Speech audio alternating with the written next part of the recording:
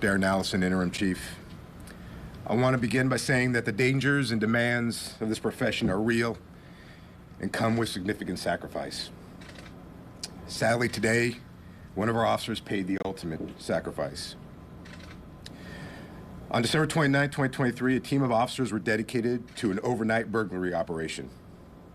At about 1 o'clock in the morning, officers responded to a business in the 400 block of Embarcadero after receiving a report of possibly burglary in progress. After conducting a preliminary investigation, officers cleared the scene. A few hours later, at about 4:33 in the morning, officers received another report of a burglary in progress at the same business in the 400 block of Embarcadero. Uniformed and plainclothes officers from the burglary operation responded to that scene. On arrival, officers observed multiple individuals leaving the scene of the burglary. During the response, at least one individual discharged their firearm multiple times, striking a plainclothes officer who was driving an unmarked vehicle.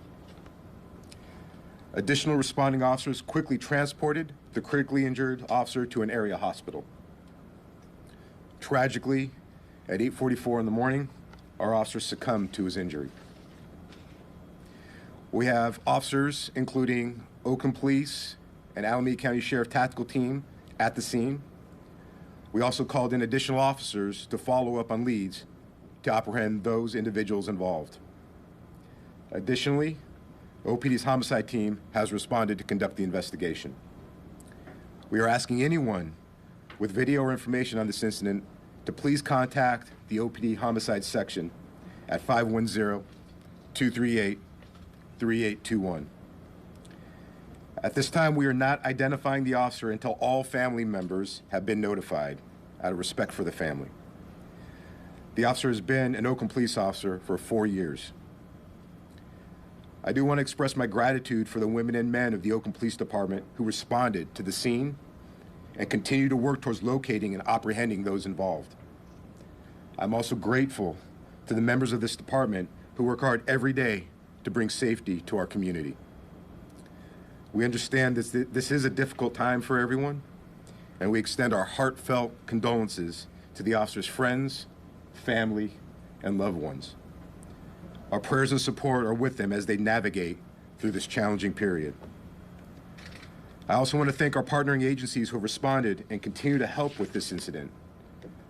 Some of those include Sheriff Sanchez and the Alameda County deputies who responded to the scene and supported us at the hospital, California Highway Patrol, our FBI representatives, our ATF representatives, Oakland Fire, and Falk Ambulance. I also want to recognize Mayor Tao and City Administrator Johnson for their continued support. There's also been an outpouring of support and outreach from our law enforcement partners and community leaders who I'm very appreciative.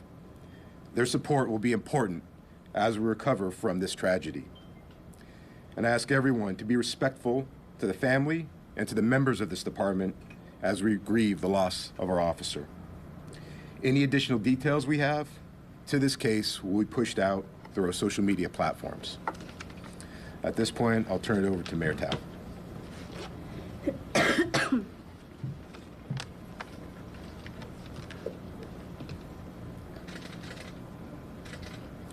This morning, one of our brave and dedicated Oakland police officers has died in the line of duty. I am truly devastated by this news, and I know that all of Oakland feels the impact of this loss. I'm asking Oaklanders to stand with the OPD family and the family of our fallen officer, especially during this extremely difficult time.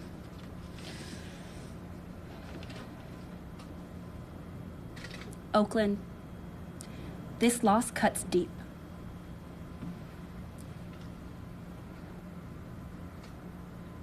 Many of our officers are hurting right now, and they're going to need our support.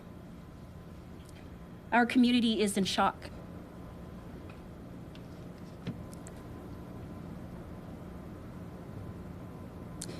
This senseless murder of a police officer, one of the guardians of our beautiful city, It will not stand.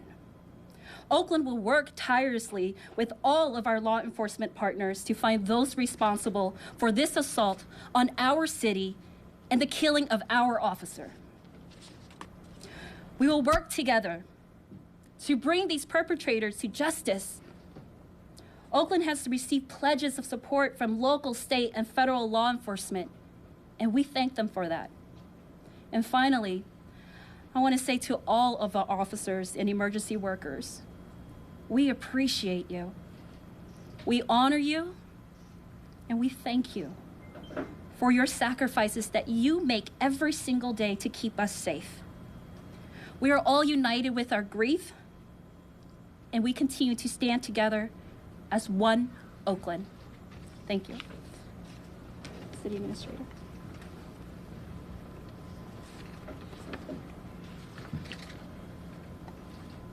This tragedy also underscores how connected we all are. As the mayor said, we are truly one Oakland. The entire City of Oakland team is mourning our fallen officer. The entire city organization, all 5,000 of us, stand with his family, his loved ones, and the Oakland Police Department, and our officers and employees who share in their dedication. As Mayor Tao expressed, we are devastated, we are angry, but we are united in mourning.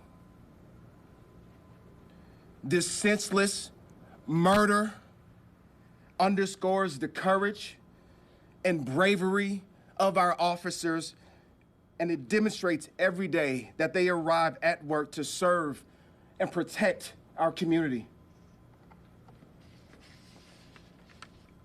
As stated, this tragedy underscores once again how connected we all are, how the work of every city department and every community neighborhood intersects, and how we all depend on each other.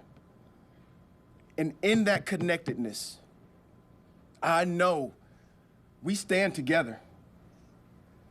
We will serve one another with determination, with love, and with grace.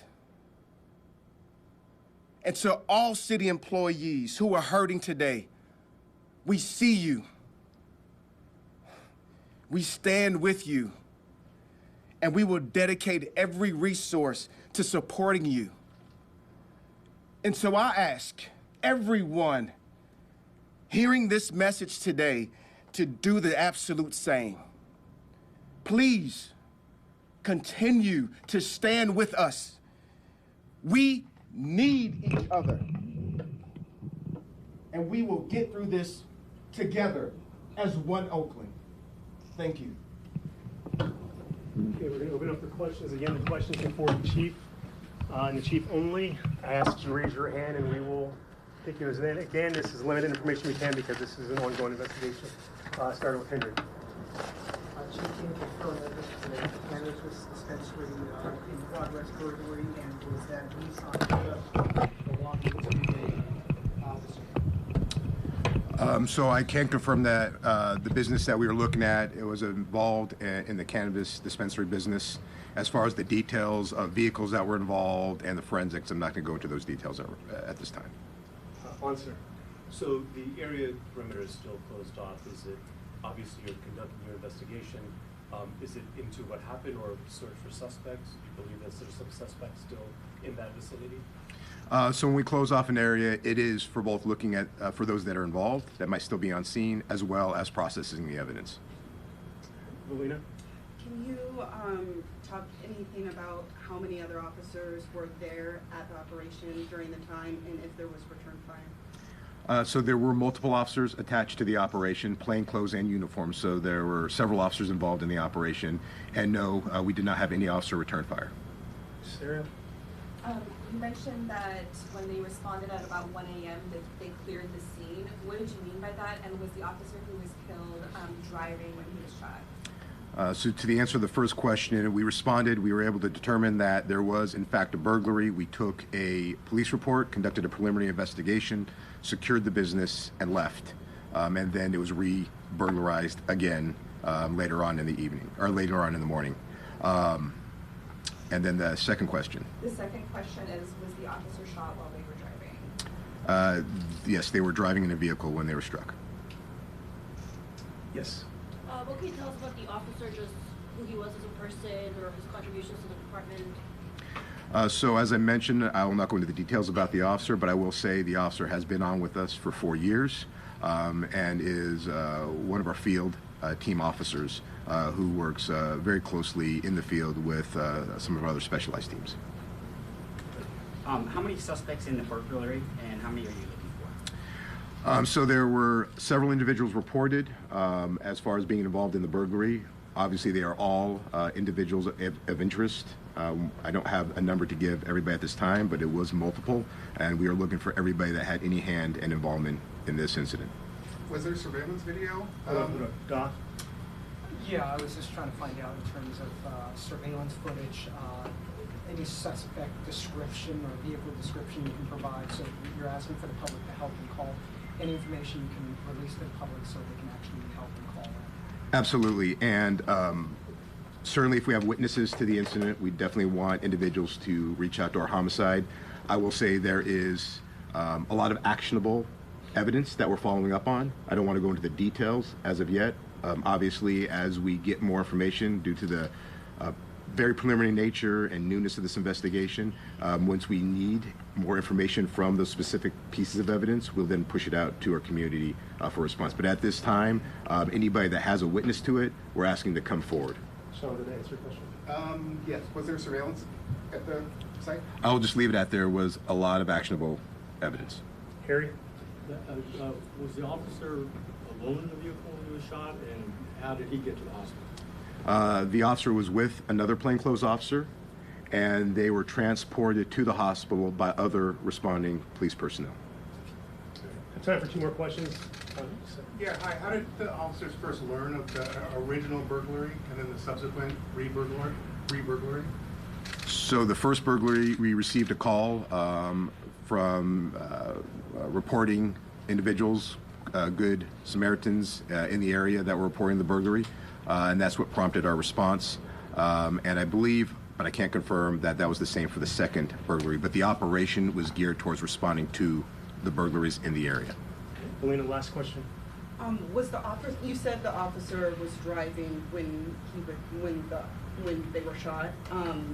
Were they in pursuit of a suspect? Why were they driving? Were they clearing the scene again? Can you talk about that at all? At this time, I'm not going to go into the details of the investigation and the response. That will get a little too much closer to the details, but just know that he was driving a vehicle at the time he was struck. That's going to conclude our news conference. You have any additional questions, please send an OPD Media. Please allow the chief and our guest, the mayor, and the city administrator to leave.